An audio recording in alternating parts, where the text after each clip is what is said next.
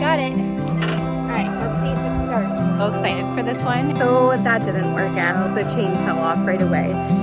8 months ago, we bought 18 acres of raw, untouched land to build our dream home and homestead from start to finish. By the way, this is Simple Living with Biata. I started this journey not even being able to touch a chainsaw to clearing a whole acre all by myself. This week, I'm continuing with the permaculture food forest.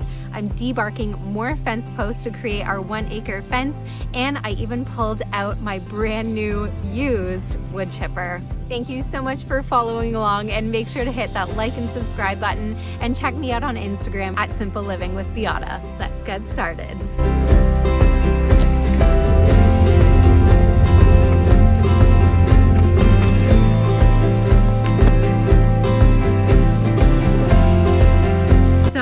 On Friday last week, I just threw all of these fruit bushes in one spot in the ground because I knew I wasn't going to be back until Monday. So I have to deal with all of these fruit bushes, find places for them. So that's what I'm going to do today. I'm so excited for this one. It's an elderberry, and you can make some incredible medicine for yourself in the winter for when you get cold. So you basically dry out the elderberries and use it as medicine. I'm super stoked. Okay, I have my other elderberry here, 2 different varieties. They have to be nearby to cross-pollinate. The reason why we're doing our homestead where we're not like excavating the stumps out is because when you excavate the stumps out, it can cause soil erosion, and the soil can eventually just go into the wetlands, which is not what we want, because we want to protect the wetlands as much as possible and also benefit from the wetlands by providing nutrients for our plants. With that being said, with not removing the stumps and keeping all the roots there, it is hard digging these holes. You're having to dig up roots, and using an axe and digging up these roots, it is hard work, and I'm sure I'm ruining my axe. Got it.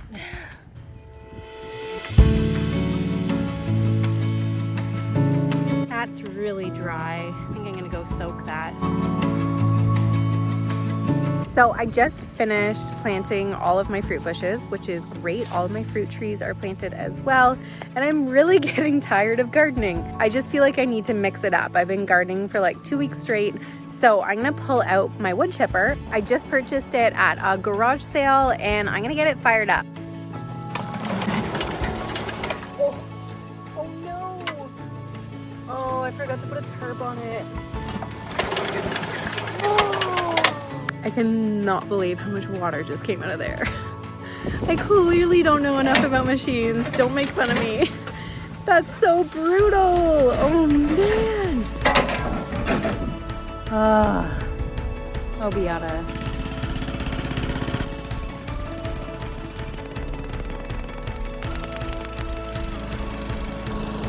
I have like black all over my face now. Anyways, I got it working, so I'm so excited. Okay, time to move this thing down to the homestead area, and this should be fun. I don't know how well it's going to work.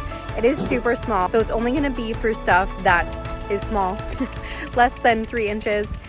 So it was working perfectly fine, and then all of a sudden it started smoking. I shut it off and I couldn't start it again. I'm wondering if it's the stick in here, or maybe there's not enough oil, but we're gonna see. Okay, we're gonna check the oil. The oil is fine, so it might be that stick.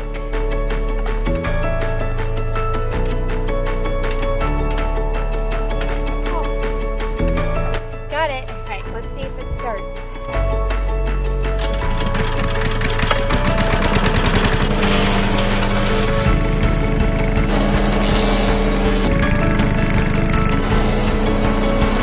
Another stick stuck in the wood chipper, and it is not coming out this time. I'm gonna have to get some sort of bolt remover and try to get the chute off to try to get the stick out. But my phone's gonna die, and I don't have a bolt remover with me. So I'm gonna plant some strawberries, and I'll see you tomorrow. Good morning. So this morning, I'm gonna try something different. You may have heard of it before. It's called well witching, and it's how wells and springs used to be found. And we're hoping to go with a dug well because drilled wells are $25,000 Canadian. So you basically use a branch that's like in a V shape or you can use copper rods. So I'm gonna try it with a branch and just see kind of where I'm at with all of this. And you know what? Even if we can survive a few years on a dug well to be able to save up for a drilled well, I think it will be worth it. Not doing anything. You pulled it out. Where is the best water source? Oh, it's doing it. That way.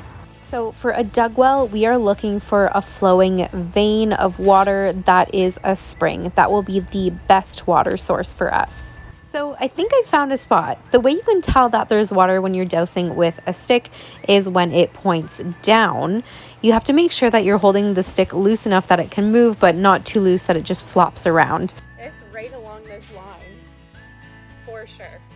That's so cool. Anyways, I think I still might get my mom to come and try and see if she finds the same spot as me, and then maybe I'll hire somebody still. Anyways, I have a lot of gardening to do. I'm gonna get that done. So I have 44 tomato plants, and what I like to do is actually break off the first couple of branches off the tomato plants and plant them a little bit deeper because roots grow right out from the stem, so it will make for a stronger plant. And the way I like growing my tomato plants is by pruning them so that they grow vertically so that more can fit into one space. And I do this by placing these stakes right beside my tomato plants, and that way they can grow up these stakes and they'll be about 5 feet tall by the end of the summer. I don't have a lot left to plant, which I'm thrilled about. In reality, I do have a lot, but I don't have a lot of starts left to plant, which is great. Getting them out of the packages is super important so that the roots don't get bound to the packages. So I have a little spot here. I just have to clear all of the brush out of the way, and it's gonna be hopefully where the water will come back up. It's gonna be a few feet off of the shore of the wetlands. So, oh man, hopefully the water comes back. I mean, it's still kind of here. You can kind of see some, but not very much. It's gorgeous. It's nice to just sit in the shade and enjoy the scenery here and there.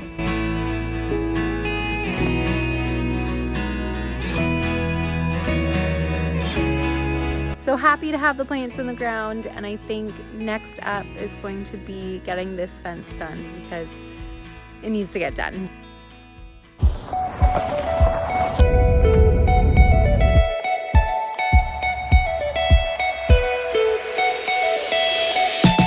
Good morning.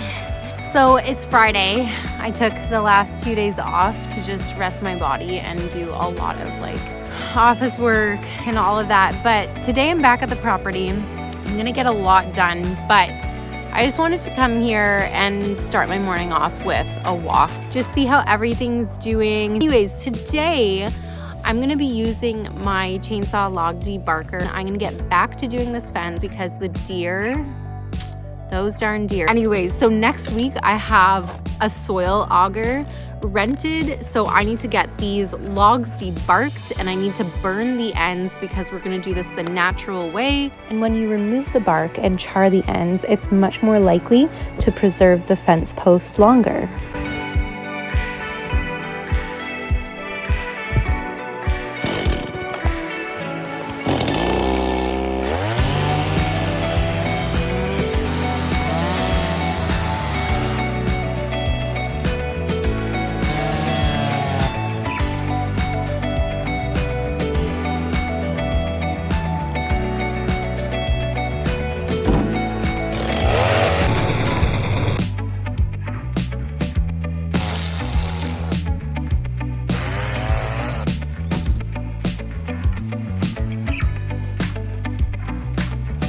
So I want my fence posts spaced about 8 feet apart, and I have an 8-foot post here, a small one, and I'm gonna go measure out, because I don't have a tape measure, how many posts I think I might need for the whole fence. So I think I'm gonna need about 50 to 55 posts, and I'm only at 8, so let's keep going.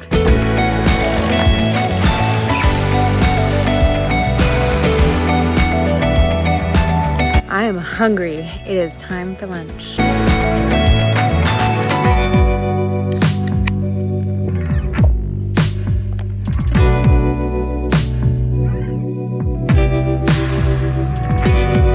Okay, back to it. Well, the chain fell off the bar, which sucks. I haven't had to put this debarker on since the first time I put it on, so I'm hoping it's easy. So, it was the same issue as last time where the wheel just kept spinning when I was trying to tighten it. I really don't like this feature on this chainsaw. I wish it was like the other ones where you just put in a few bolts and tighten them. This has like way too much room for error. So I think I'm gonna have to buy that part, that wheel spinning thing that goes on the end of the bar. I have it on. I don't think it's gonna stay on. So we're just gonna have to try it out and see. Yeah, so that didn't work out. The chain fell off right away. Like it falls off the thread or something when I'm tightening it, and then it resets. So I think I'm gonna buy a new part and see if that works.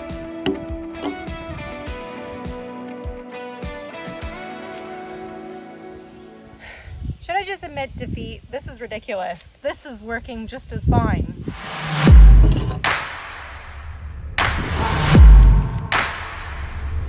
Okay, real talk. Do I admit defeat and just get a manual peeler with a spud?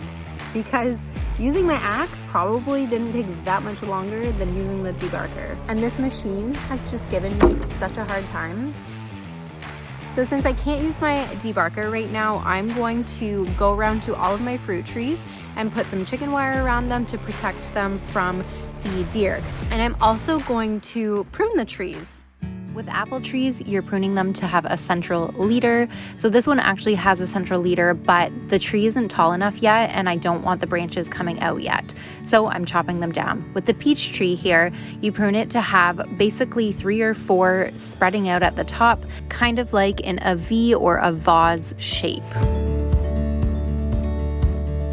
So I'm putting these chicken wire fences around for the deer, but also for the beavers, because the beavers will just chop this right down and use it for the beaver dam. And I'm also making these chicken wire baskets to put over the fruit bushes that the deer have been eating until we can get our fence up. That is it for this week. Thanks so much for joining along. Make sure you hit that like and subscribe button, and we'll see you next week. Here's a sneak peek. Bye. It's back. Holy moly. Oh, it's good. Is it good?